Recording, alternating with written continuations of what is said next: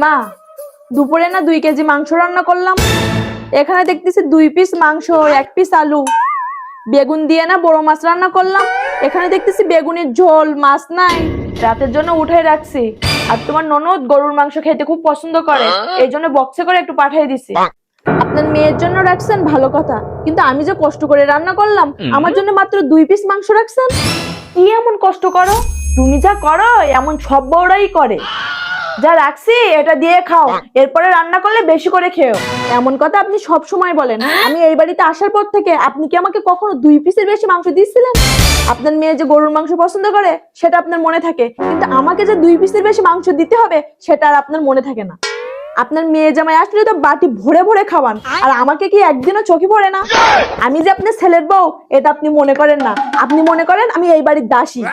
তোমার বাপ মা কি কখনো তোমাকে গরুর মাংস খাওয়ায়নি? সামান্য মাংসের জন্য আমার সাথে বিয়াদবি করতেছো? আমি আমার মেয়েকে খাওয়াবো নাকি জামাইকে খাওয়াবো সেটা আমার ব্যক্তিগত ব্যাপার। তুমি এখানে কথা বলার কেউ না। তুমি বউ মানুষ, তোমাকে যেটা হাতে করে দেবো চুপ করে খেয়ে উঠে যাবা।